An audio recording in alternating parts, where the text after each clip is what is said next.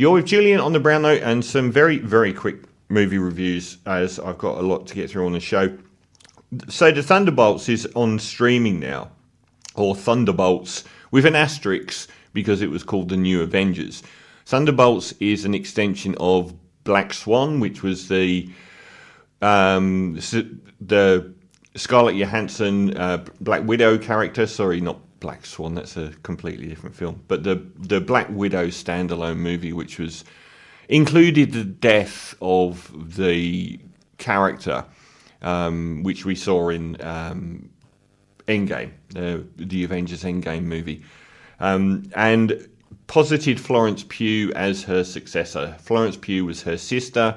I didn't appreciate them giving that Black Widow movie as a start to something new. I wish, because everyone said they fouled up in that MCU lineage by not giving Scarlett Johansson a movie on her own. She was probably the most hard done by that not happening. And then they gave her one after Endgame, and it all blew up because they released it on streaming at the same time as in the cinema and blah, blah, blah. But Florence Pugh was really good as her sister, even though I didn't appreciate them just setting up the next movie.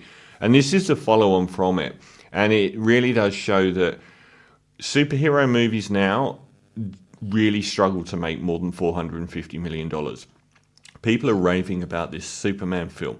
It isn't doing very well at the box office, no matter what anyone tells you.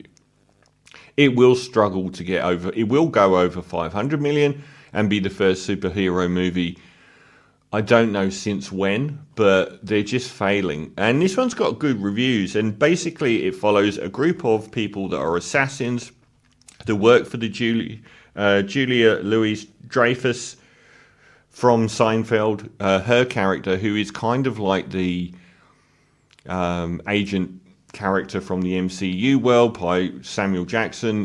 She's like the owner of all these anti-Avengers, really, because they're just assassins. They're not actually doing anything good.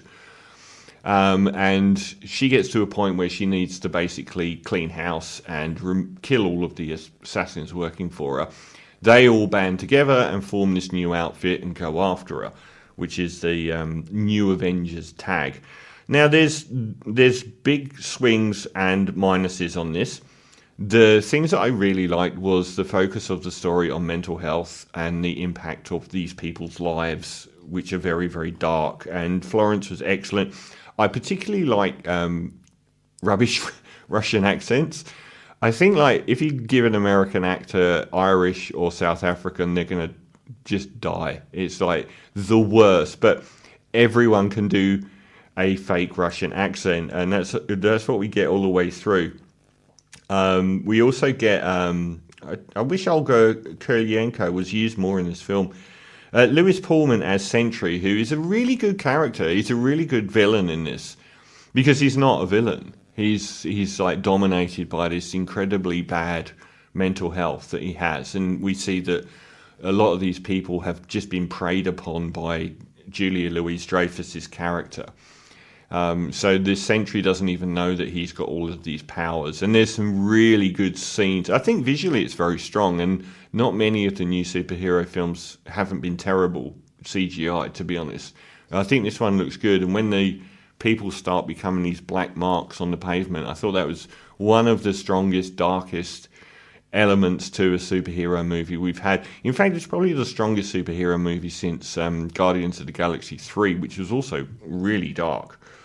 And the cast is very good, and we even get Wendell Pierce from The Wire, which is amazing.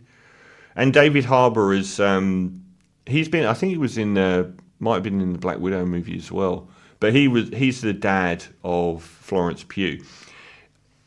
So that side of it's really good, but where it really falls down is it's got the worst dialogue to a movie like this I've seen since The Batman, which was a film that was visually stunning, but the dialogue was terrible. And it's the same here. The dialogue is so rote, and it doesn't live up to the screenplay, because there's quite a lot of emotionally moving stuff happening in the background of the screenplay that the dialogue just doesn't live up to. And the other thing is it's very repetitive.